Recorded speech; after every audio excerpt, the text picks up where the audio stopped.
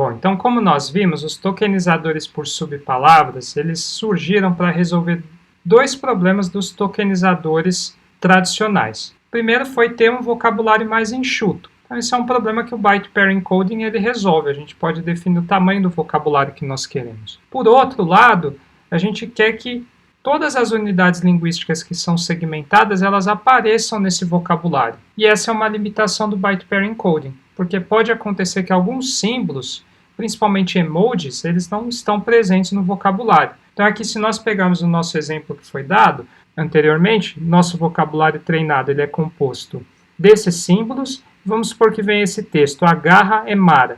Aqui no caso, tanto o E quanto o M, ele não aparece no nosso vocabulário. Então eu teria que usar um símbolo especial aqui no caso ANC, né, que nós vimos, para marcar que esse token é desconhecido. E isso é algo que é muito custoso para algumas aplicações, como nós veremos ao decorrer do curso. Uma forma de resolver esse problema foi dado pelo Byte Level BPI, que foi uma sacada muito inteligente de quem criou. Basicamente, então, a gente pode inserir todos os caracteres Unicode num vocabulário para evitar símbolos desconhecidos. Sendo assim, eu sempre começo o vocabulário base com todos os caracteres. Só que tem um problema, existem 143.859 caracteres Unicode, que é um tamanho de vocabulário proibitivo para muitas aplicações, já que a gente viu que a gente quer ter um vocabulário enxuto. E qual que foi a solução, que é muito inteligente? É basicamente representar os caracteres por bytes. Porque um caractere Unicode ele pode ser representado de 1 a 4 bytes,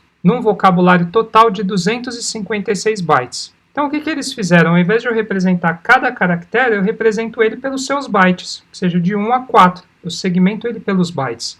E no total eu vou ter um vocabulário base então inicial de 256 bytes. Utilizando esse vocabulário base, eu performo o mesmo treinamento do BPI. Só que ao invés de eu ter o vocabulário base com caracteres, eu tenho com os bytes. E assim eu não vou ter símbolo desconhecido utilizando esse tokenizador quando eu for tokenizar um texto. Para mais informações sobre, vocês podem consultar esse artigo aqui que eu deixei o link, ok? Então aqui no caso, só para vocês verem como é que caracteres são representados por bytes, né? Então aqui a gente tem o dólar, por exemplo, ele é representado por um byte só, aqui em hexadecimal em UTF-8. Esse outro aqui ele é representado por 2 bytes, esse terceiro por 3 bytes, e como a gente pode ver, né, no máximo ele vai ser representado por 4 bytes. E o vocabulário de bytes é de 256.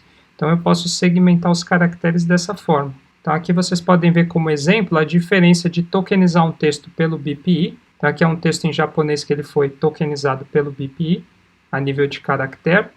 E aqui embaixo a gente tem pelo Byte Level BPI. Então a gente pode ver que todos os caracteres eles são representados com bytes. Quanto às palavras, subpalavras, eu posso ter os símbolos normais. Então dessa forma eu consigo reduzir o vocabulário, ao mesmo tempo que eu consigo representar todos os caracteres que existem de acordo com o padrão Unicode, e sempre quando eu for tokenizar um texto eu nunca vou obter o símbolo desconhecido. Então agora a gente pode ver como é que se treina um tokenizador Byte Level BPI. Então, basicamente, eu vou precisar dos arquivos Wikipedia, que nós baixamos anteriormente para treinar o BPI, e eu vou utilizar também a biblioteca Transformers, que nós baixamos no vídeo passado.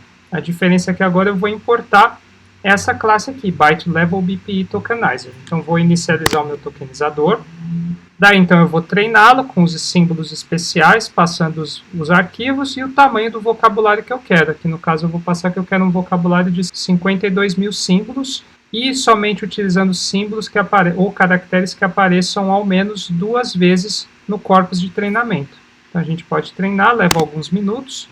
Então, tá aqui, meu tokenizador ele foi treinado em 3 minutos, utilizando um dump da Wikipedia para diferentes idiomas.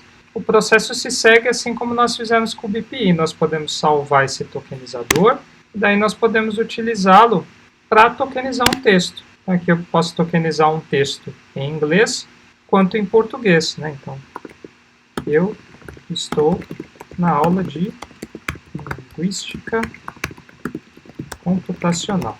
Então, como vocês vão ver, ele não vai obter um símbolo desconhecido, ele sempre vai ter um token, como a gente pode ver aqui. Esse é um avanço do Byte Pair Encoding, que é o Byte Level Byte Pair Encoding. Então, nele eu consigo obter um vocabulário enxuto e eu nunca vou obter uma unidade linguística que não está no meu vocabulário. Então ele preenche as deficiências dos tokenizadores baseados em regras.